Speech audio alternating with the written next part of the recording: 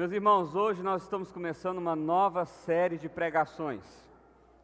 Nós vamos começar a meditar em encontros transformadores que Jesus teve com pessoas comuns e como isso transformou a vida de cada uma dessas pessoas. Então, o título geral dessa série é A Mesa com Jesus. A ideia é como se a gente estivesse de fato à mesa, em comunhão, em conversa, encontrando. E hoje, especificamente, nós vamos pensar no primeiro milagre de Jesus, por isso o título da pregação, da água para o vinho. Um título aí, uma expressão que ficou comum em nosso meio, né? Justamente por causa desse acontecimento. Então, quero convidar você a abrir a sua Bíblia no Evangelho de João, capítulo 2, do verso 1 até o verso 11. Evangelho de João, capítulo 2, do verso 1 até o verso 11. Também está aí projetado para que você possa acompanhar.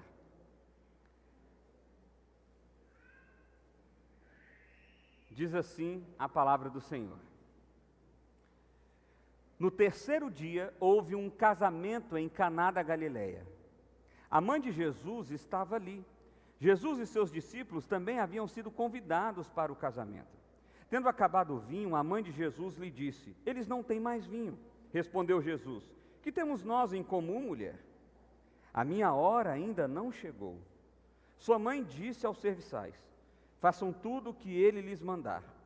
Ali perto havia 6 potes de pedra, do tipo usado pelos judeus para purificação cerimoniais. Em cada pote cabia entre 80 e 120 litros.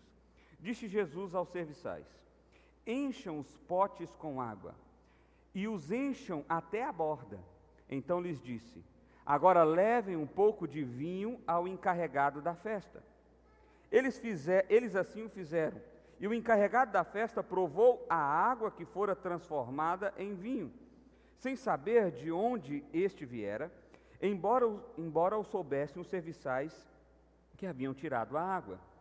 Então chamou o noivo e disse: "Todos servem primeiro o melhor vinho, e depois que os convidados já beberam bastante, o vinho inferior é servido.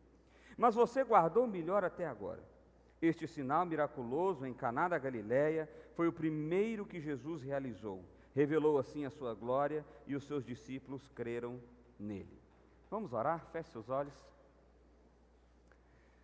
Pai, obrigado, Deus, pelo privilégio que temos de meditar na Tua Palavra. Obrigado, Deus, porque o Senhor fala conosco através dela.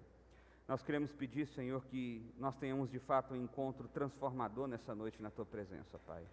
Que o Espírito Santo do Senhor nos conduza nessa hora, Pai, e que pela Tua graça e pela Tua misericórdia o Senhor me use como Teu instrumento. Assim oramos em nome de Jesus. Amém. Meus irmãos, o Evangelho de João foi, claro, escrito pelo apóstolo João. É por isso que chama Evangelho de João. E ele escreve com o objetivo de demonstrar que Jesus é o Messias, de demonstrar que Jesus é aquele que foi prometido desde lá do Antigo Testamento.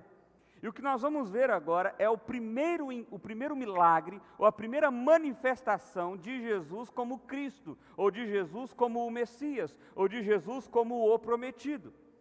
E isso é extremamente impactante, porque quando a gente pensa num casamento, a gente pensa numa festa bacana, numa festa bonita, mas não é o impacto social que tinha-se naquela época. Ainda mais no contexto da localidade que nós estamos falando, perto de Nazaré, na região de Caná.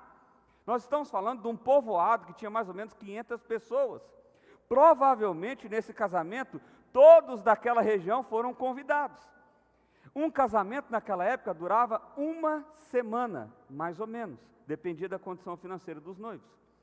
E para vocês terem uma ideia, a ideia do casamento era um pouco diferente, porque os casamentos eram, por assim dizer, arranjados, os pais entravam em acordo junto com os filhos, e ali havia uma promessa, e essa promessa era chamada de noivado.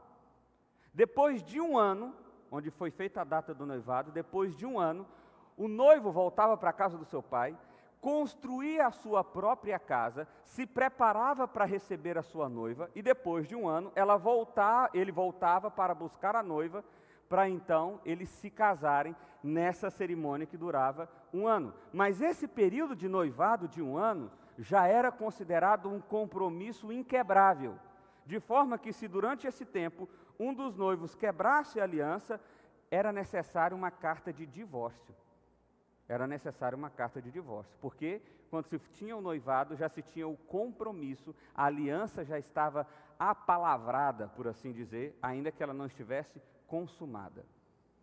A festa de cerimônia do casamento era um acontecimento social. Era um acontecimento social. Toda a cidade, imagina, a cidade inteira sendo convidada, 500 pessoas sendo convidadas para participar dessa festa. O texto diz, ou começa dizendo para nós o seguinte: no terceiro dia houve um casamento em Caná da Galileia, a mãe de Jesus estava ali, Jesus e seus discípulos também haviam sido convidados para o casamento. Provavelmente, os noivos eram parentes de Jesus e Maria, porque a gente vai ver que Maria tem uma posição de meio que está cuidando do casamento, ou está cuidando das coisas. Então, provavelmente se tratava de um parentesco.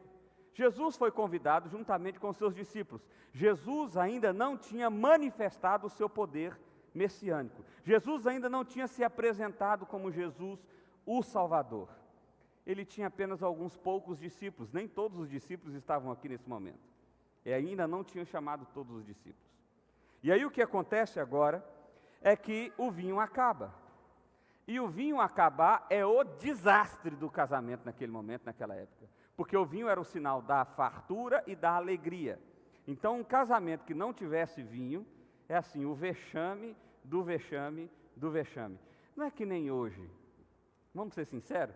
Muitos noivos pensam assim: eu não vou fazer um casamento com muita comida não, porque o povo vai, come de graça e ainda fala mal. Não, não era assim. O povo se alegrava. O evento era o evento da cidade. Não tinha mais nada para acontecer naquele povoado que não fosse um casamento. Mas deixar faltar vinho era uma humilhação tão grande que iria perseguir os noivos e aquela família para o resto de sua vida. Para o resto de sua vida. E aí o texto diz o seguinte, olha só, verso 3. Tendo acabado o vinho, a mãe de Jesus lhe disse: eles não têm mais vinho. Percebe que Maria está mais ou menos num papel de... ela está cuidando, ela está de alguma forma administrando ou ajudando ali no casamento. E ela recebe a informação de que o vinho acabou. O vinho acabou significa desastre para os noivos, significa humilhação social, significa tudo de ruim.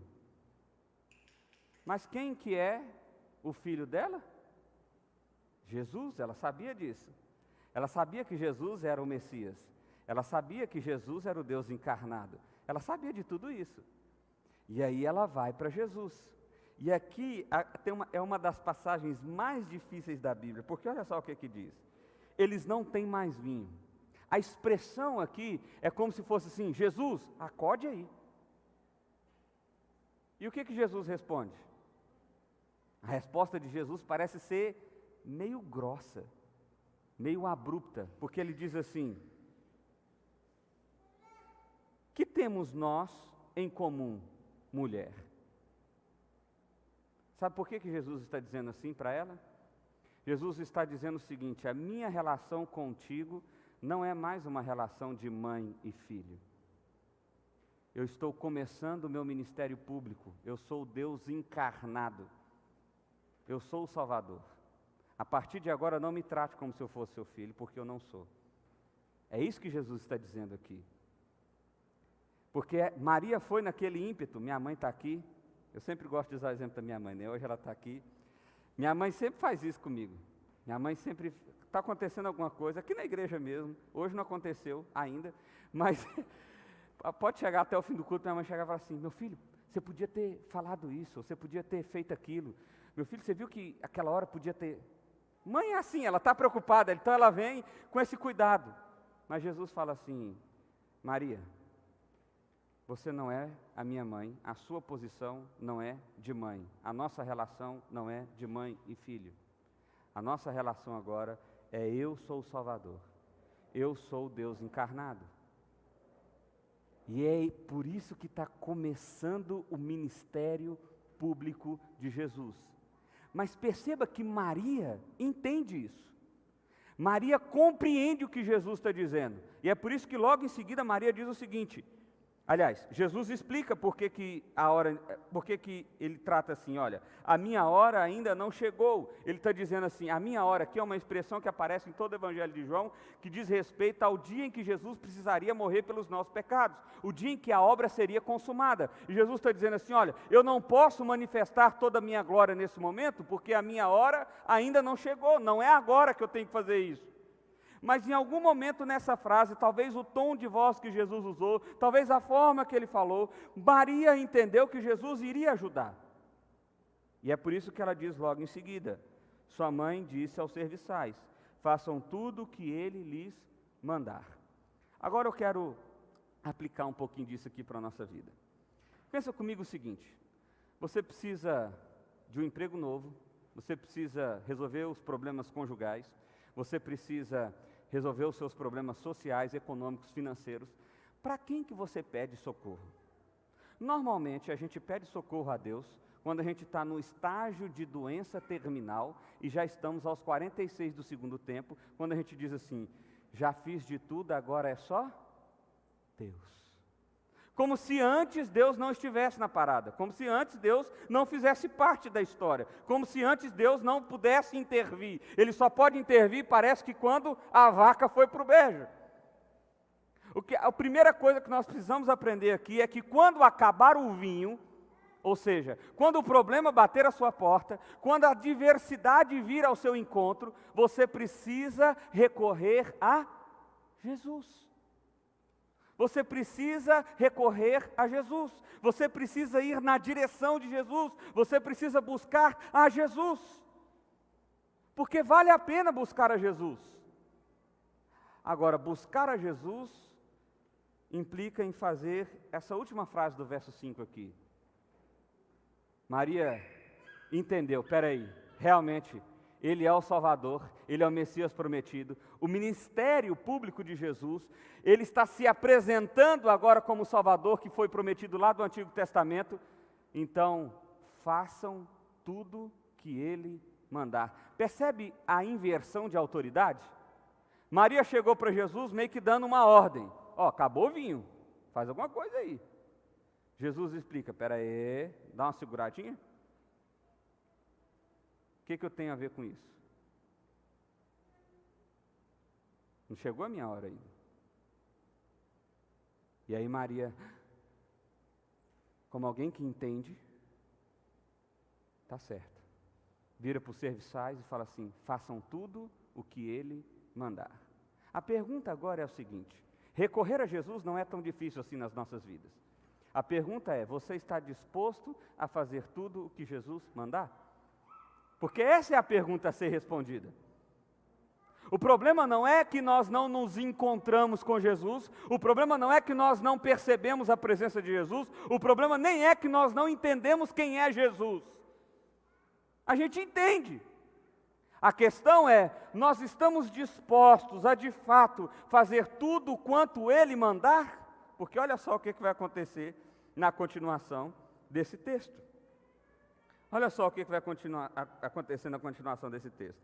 Verso 6 diz assim, ali perto, 6 potes de pedra, do tipo usado pelos judeus para purificação cerimoniais, em cada pote cabia entre 80 e 120 litros. Então presta atenção, o pote era de pedra mesmo, não era de barro, porque a água, naquele tempo a água não era tão bem tratada como é nos dias de hoje. Então, se ela fosse colocada nos potes de barro, talvez ela não ficaria tão limpa, tão pura. Então, os potes de pedra eram usados justamente para limpar e purificar. Provavelmente, esses potes aqui foram usados para dar banho nos noivos e para lavar as mãos e os pés de todos os convidados que ali chegaram. E por isso eles estavam vazios.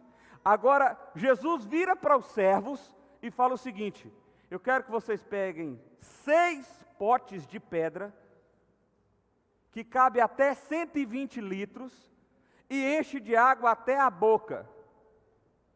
Você é o servo. O que você pensa? Mas esse cara ficou louco. Esse cara, ele está entendendo o que ele está pedindo? Nós vamos encher aqui 700, 800 litros de água. Alguém poderia ter questionado, eu penso que um dos servos falou assim, gente, será que esse cara não entendeu o tempo que nós vamos demorar para fazer isso aqui? Será que ele não percebeu que é pote de pedra, que esse negócio aqui é pesado? E outra, esse homem é louco, vai pôr água nisso aqui? O que nós vamos fazer com água? Está faltando vinho. O que esse cara quer com água? A pergunta é, você está disposto a fazer o que Jesus disser para você fazer? Porque às vezes Jesus vai olhar para você e vai falar assim, olha, você precisa perdoar essa pessoa que te magoou há 35 anos atrás. Você precisa passar a amar essa mulher de um jeito que você nunca amou antes. Você precisa parar de brigar por coisas que não valem a pena. Às vezes Jesus vai fazer ou vai pedir para você fazer coisas que para você não faz sentido, que para você não é justo, que para você nem é certo. Qual é o seu pote de água? Qual que é o seu pote de água? Ou melhor, o seu pote de pedra. Qual que é o seu pote de pedra que Jesus está pedindo para você fazer nessa noite? Eu tenho certeza que Ele já incomodou o seu coração nesse sentido. Qual que é? Porque, meus irmãos, veja bem, a gente conversa com pessoas e essa é uma ansiedade do meu coração também. Veja, o que eu estou dizendo aqui para você não é que não serve para mim, serve muito para mim, muito, vocês não fazem ideia. A gente quer sempre que Jesus venha intervir na nossa história, transformar as nossas vidas, renovar a nossa família, renovar os nossos negócios, renovar as nossas amizades. Mas quando Jesus diz que nós precisamos andar nessa direção, ou naquela direção, ou dar esse passo, ou dar aquele passo, ainda que a gente não entenda, a gente pega e fala assim, não, mas por quê? Concordo, não. Isso aí eu não estou gostando dessa ideia, não, pastor. Não, mas está lá, rapaz. Você tem que fazer esse negócio. Porque está escrito lá que tem que ser desse jeito. Jesus está mandando você fazer desse jeito. Você não quer que Jesus transforme a sua história? Então pega o pote, carrega esse negócio, sabe lá Deus para onde, enche de água. Agora olha só, quando você pensa que o absurdo acabou, não acabou não. Ele continua, encheram até a borda e lhes disse, agora leve um pouco de vinho ao encarregado da festa. Eu fico pensando nos servos mais uma vez. Gente do céu, onde é que Maria arrumou esse cara? Nós pusemos água no trem, gente. O cara mandou pôr até a tampa aqui, ó. Agora ele quer que carrega e serve o mestre de sala, que é como se fosse o mestre de cerimônia. Mas sabe como que termina esse verso? Verso 8. Eles assim o fizeram. Eles assim o fizeram. A W. Pink, um teólogo, ele diz o seguinte, então eles os encheram até a borda. Eles deram 100% de esforço. Fazemos quando Deus nos dá uma ordem. A obediência levaria a bênção para os servos que viriam ter a visão sobre o que Jesus havia feito. Este princípio de obediência e maior compreensão espiritual é atemporal. Às vezes você não entende porque você precisa fazer o que Jesus diz que você precisa fazer. Mas ainda assim, faça. Vou pegar um pouco de água aqui desse negócio, vou levar para lá e vou dar para o homem. E o que é que vai acontecer? A gente já sabe o que acontece, né? Olha lá em terceiro lugar, a água se transforma em vinho.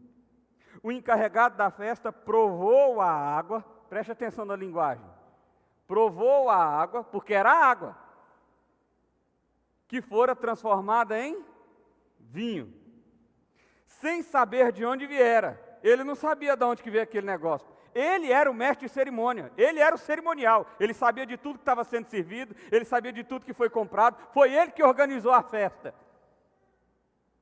Mas de repente aquilo lá ele não sabia. Quem que sabia? Os servos, os serviçais, os mais simples é quem sabia. Eles sabiam de onde tinha vindo aquela água. Então chamou o noivo, o mestre de cerimônia chamou o noivo todo orgulhoso e disse o seguinte, todos servem primeiro o melhor vinho e depois os convidados já beberam bastante, o vinho inferior é servido. Mas você guardou o melhor até agora. O mestre de cerimônia chega para o noivo e fala assim: rapaz, você é fera mesmo. Todo mundo é igual churrascaria, né? Sempre que você chega no churrascaria rodízio, vão te servir linguiça, que é para você encher o bucho. Uma vez um cara me explicou isso. Eu sempre caio nessa, que eu gosto. E aí você vai e come. E depois que vem a picanha, depois que vem os trem mais requintados. É isso, festa também de casamento naquela época era assim também. Vamos servir o melhor vinho primeiro. Nossa, que vinho bom. Aí depois o pessoal já está para a galera mesmo. Vamos servir o que misturou um pouquinho com água, tal, para o cara mais render mais. Agora o mestre de cerimônia não, falou assim: você serviu o melhor. Imagina a cara do noivo. Porque, observe uma coisa aqui. O noivo e a noiva estão sabendo o que está acontecendo? Na dica. O noivo e a noiva não estão nem sabendo do que está acontecendo. O noivo e a noiva seriam os mais prejudicados, os mais humilhados, os que sofreriam chacota por resto da vida, por toda aquela cidade, por toda aquela região, e de repente a notícia é que o noivo chega e fala assim: você é fera, hein? Oh, nunca vi um noivo bom igual você, não. Eu fico pensando no noivo assim: é? Vinho bom? Eita, coisa boa, né? Não, a gente fez isso aí, né? O noivo não tinha nem ideia de como as coisas estavam acontecendo sem que ele percebesse, porque o maior beneficiado aqui era o noivo, que era quem dava a festa. E às vezes Deus faz exatamente isso com a gente. Às vezes Deus faz exatamente isso com a gente. A pergunta, meus irmãos, é o seguinte: você está disposto a buscar a Deus, a confiar em Deus, a fazer o que Deus mandar você fazer, para de fato você ver a água ser transformada em vinho? Porque o seu casamento tem sim esperança. O seu negócio tem sim esperança. A sua cidade tem sim, a sua vida tem sim esperança. Agora, se você vai viver uma vida religiosa, o que é uma vida religiosa? É alguém que abre a Bíblia e nem sabe por quê. É alguém que ora todo dia à noite só porque aprendeu que tinha que fazer isso. É alguém que vem na igreja domingo só porque, depois tem esse trem de inferno aí mesmo, eu vou lá que é para garantir o meu. Religioso é isso, ele vai cumprindo etapas, ele vai cumprindo ritos. Mas o coração dele não está envolvido. E é por isso que nós vivemos numa sociedade onde tantas pessoas humilham o nome do Senhor. Quantos maus testemunhos nós não presenciamos? De pessoas que se dizem cristãs, de pessoas que dizem que adoram ao Senhor, de pessoas que dizem que estão rendidas ao Senhor, coloca frase bonita no Facebook, coloca imagem chorando, coloca tudo que é trem, mas é uma pessoa maldita, uma pessoa que engana, uma pessoa que passa os outros para trás. Por quê? Porque é religioso, o coração dele não está envolvido. Alguém que está com o coração envolvido é alguém que ouve a voz do Senhor e que segue a voz do Senhor e não seu próprio coração. A transformação começa de dentro e não de fora. E talvez esse seja o grande erro do nosso mundo evangélico. As pessoas estão tentando te transformar por fora. Você tem que usar a roupa X, você tem que parar de fazer isso, você tem que parar de andar com lá, você tem que parar não sei o que lá. E você se enquadra no estereótipo. Você se enquadra. Mas o seu coração não transformou. Seu coração não foi envolvido. O processo é inverso. Quando Jesus de fato encontra conosco, o que é transformado em nós é o nosso coração. É o nosso coração. As nossas atitudes são consequências de um coração transformado. E não o contrário. E não o contrário. Quantas vezes eu já chamei alguém para vir para a igreja e a pessoa disse: ei, pastor, eu preciso mesmo, mas eu tenho que mudar tanta coisa antes. Eu falo: não, você pode ir desse jeito aí mesmo. Eu falo: não, pastor, você está doido? Não tem nem coragem de entrar na igreja, não. Por que ele está pensando assim? Porque ensinaram para ele que ele tinha que mudar primeiro o exterior, para depois mudar o coração. E muitos nem experimentam essa mudança de coração. Mas esse milagre de Jesus ser o primeiro milagre de Jesus e ser num casamento tem significados profundos, e eu quero compartilhar algum deles com vocês. Olha, acompanha aí comigo nesse slide. Em primeiro lugar, Jesus se apresenta como verdadeiro mestre de cerimônia. Jesus é a verdadeira festa. É como se Jesus dissesse: sou o Senhor da festa, no fim venho trazer alegria, por isso meu cartão de visitas, o meu primeiro milagre foi feito para fazer todos rirem. O cartão de visita de Jesus é dizendo assim: eu sou o verdadeiro mestre de cerimônia. Eu sou aquele que verdadeiramente conduz vocês à verdadeira felicidade. Não é como esse mestre de cerimônia fajuta que nem sabia que não tinha vinho, que nem sabia de onde que veio o vinho bom. Não, eu sou aquele que realmente resgata a verdadeira alegria da sua vida.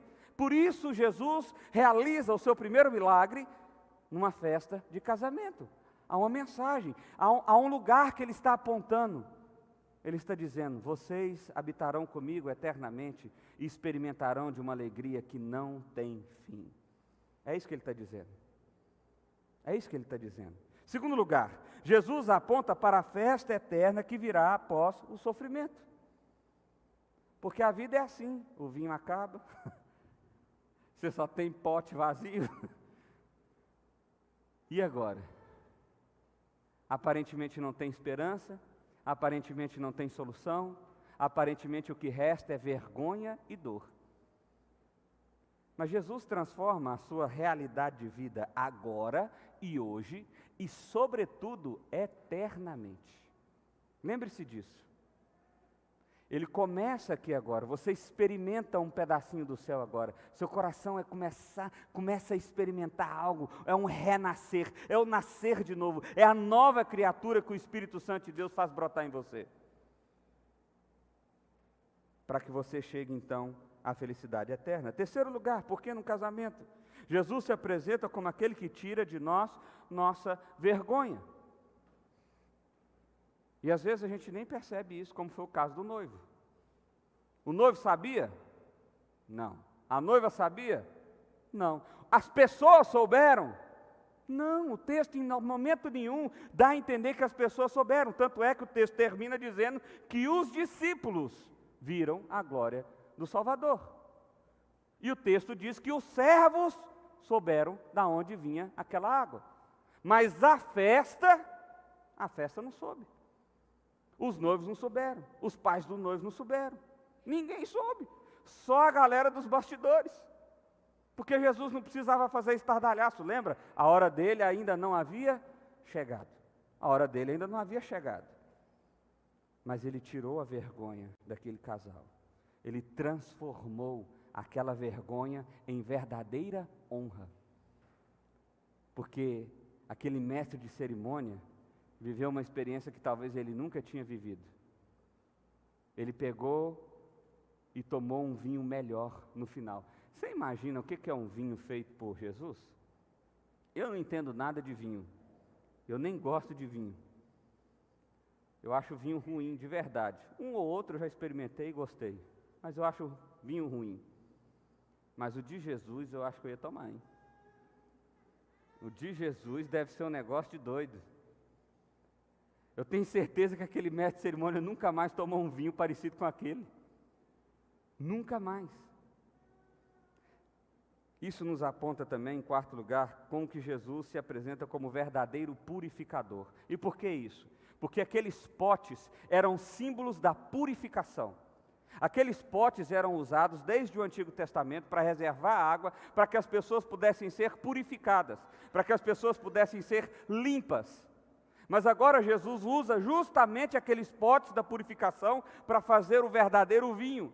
O que está sendo apontado ali não é por acaso, é Jesus dizendo: eu sou aquele que verdadeiramente te limpa, eu sou aquele que verdadeiramente te purifica, eu sou aquele que verdadeiramente transforma a sua história de vida.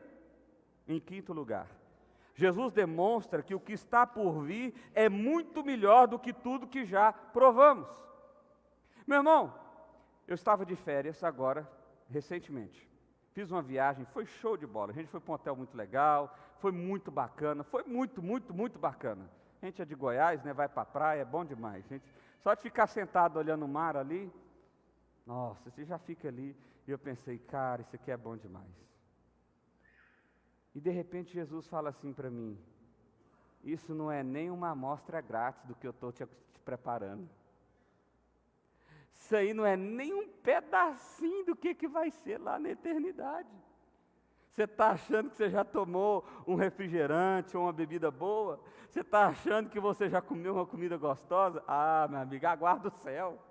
Aguarda o céu. Você está achando que o que você já experimentou na vida foram boas experiências? Você está achando que já deslumbrou com uma paisagem linda? Aliás, está legal demais de pregar aqui agora, ver a cidade inteirinha. Você está achando que isso aqui é que é vista? Não. Aguarda o céu. O que Ele tem preparado para nós é muito melhor. O fim da festa vai ser muito melhor do que o início dela. Sexto lugar, o casamento sempre foi um sinal de aliança inquebrável. Jesus, por diversas vezes, se apresentou como noivo e a igreja como a noiva. Seu primeiro milagre faz questão de nos lembrar dessa aliança. Olha só quantas coisas Jesus está mostrando só por estar fazendo o primeiro milagre no casamento. Ele é a verdadeira festa, Ele aponta para uma vitória do sofrimento, Ele tira a nossa vergonha, Ele é aquele que verdadeiramente nos purifica, e Ele mostra que tem uma aliança conosco que é inquebrável, uma aliança que é eterna. Deus não te abandona, Deus não te abandona. Você pode até tampar os seus ouvidos para não ouvir a voz dEle, mas Ele continua falando com você, Ele continua falando com você. Bom, o que fazer então diante dessa realidade? Quais são os passos práticos que nós devemos fazer? Primeira coisa que eu queria dizer para você é o seguinte: vale a pena pedir socorro para Jesus. Vale a pena pedir socorro para Jesus. Eu não sei para quem você tem pedido socorro. Eu não sei aonde você tem depositado as suas expectativas. Mas eu quero dizer para você, vale a pena pedir socorro para Jesus. Vale a pena. Porque Ele de fato intervém na nossa história. Segundo lugar, confie no Senhor e no seu poder. Porque tem gente que pede ajuda para Jesus, mas meio que fica assim: não, eu estou confiando em Jesus aqui, mas se não der certo, eu tenho um plano B aqui. Vai que Jesus está ocupado demais, vai que Jesus, eu não sei, né, essas coisas assim meio complicado. Então assim, Jesus, estamos firmes, mas qualquer coisa eu tenho minha segurança aqui. Isso não é confiar em Jesus. Confiar em Jesus é você ir buscar água para servir vinho. Isso que é confiar em Jesus. Confiar em Jesus é você pegar vasos de pedras pesadíssimos, encher de água para servir vinho para uma multidão. Isso que é confiar em Jesus. Confiar em Jesus é seguir a voz de Jesus. Faça tudo aquilo que o Senhor lhe mandar. Isso significa fazer algumas coisas que podem parecer sem sentido. Aliás, tem tantas coisas que parecem sem sentido. Tantas coisas. Há muitas coisas que parecem ser sem sentido, que Jesus nos manda fazer. Por exemplo, Jesus manda a gente ser honesto. No mundo corrupto que a gente vive, parece ter sentido isso? Ah, pastor, porque se eu não fizer, você não está entendendo o jeito que é o mundo. Jesus manda a gente ser fiel no casamento. Ah, pastor, esse negócio aí isso é coisa do século XVIII, século XIX no máximo, bobagem. Jesus manda a gente ter relacionamento sexual somente na relação do casamento. Ah, para, Jesus. Ah, pastor, para com isso. Ah, você está doido? Isso aí já foi, há muito tempo. Jesus manda o marido amar a mulher a ponto de estar disposto a morrer por ela. Alguém pode dizer, só se for a sua, pastor, porque a minha eu estou querendo é matar.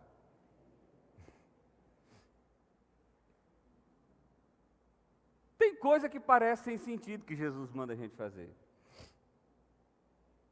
Mas se você confia nele, você precisa fazer. Você precisa fazer. Quarto lugar, Jesus se apresenta como aquele que traz verdadeira alegria. Busque essa alegria. Sabe, um dos livros mais espetaculares da Bíblia para mim é o livro de Eclesiastes. O livro de Eclesiastes ele foi escrito com um único propósito: mostrar para você como a vida não tem sentido. É isso.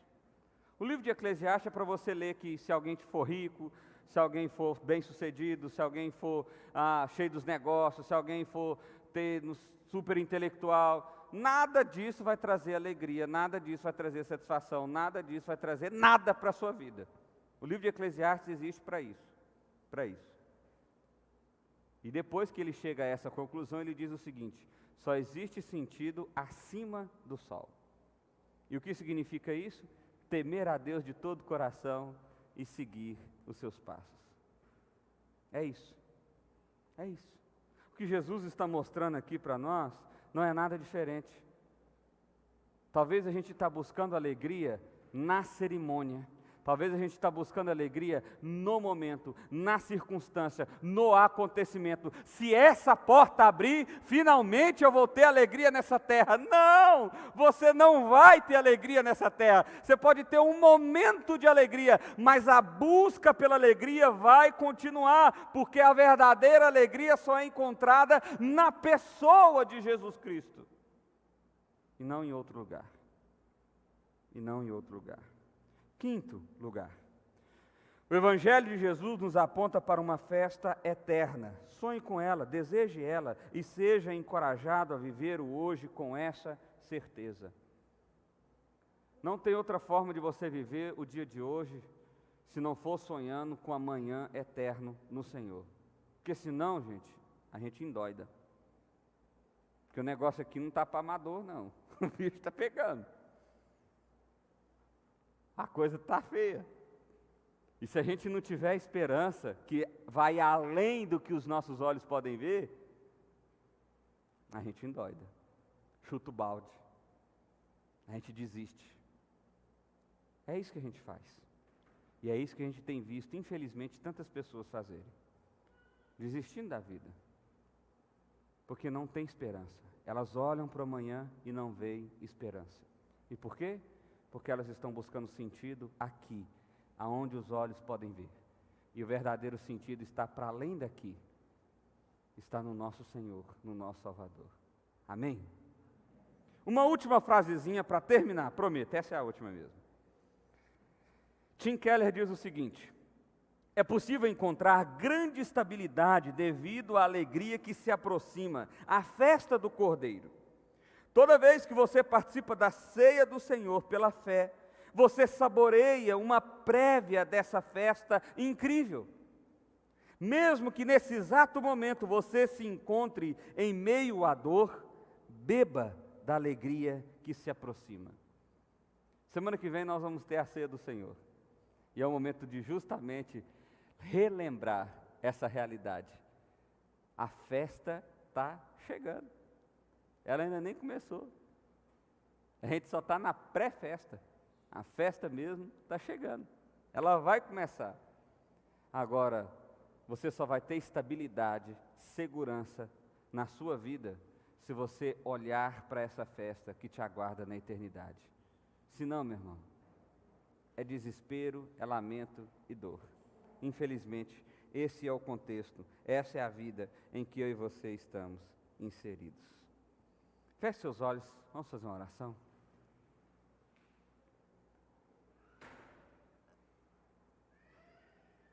Pai, obrigado, Senhor. Obrigado porque o Senhor é a verdadeira festa. O Senhor é aquele que, de fato, nos conduz para uma alegria, e uma alegria eterna, uma alegria que traz verdadeira satisfação. Obrigado porque o Senhor é aquele que tira a nossa vergonha, e tantas vezes nós nem percebemos isso, Pai. Obrigado porque o Senhor é aquele que nos purifica de verdade, que nos faz santo, que declara a santidade do Senhor sobre nós. Obrigado porque o Senhor transforma as nossas vidas. O Senhor transforma a nossa realidade. O Senhor transforma a nossa água em vinho. Obrigado, Senhor. Nos relembre dessa verdade todos os dias das nossas vidas. Traga sobre nós essas verdades todos os dias das nossas vidas, ó Pai. E que assim nós possamos ser encharcados pelo Senhor, ó Pai. E ser testemunha do Evangelho do Senhor. e viver a transformação que o Senhor provocou em nossos corações, ó Pai. É a oração que fazemos a Ti, em nome de Jesus. Amém, amém e amém.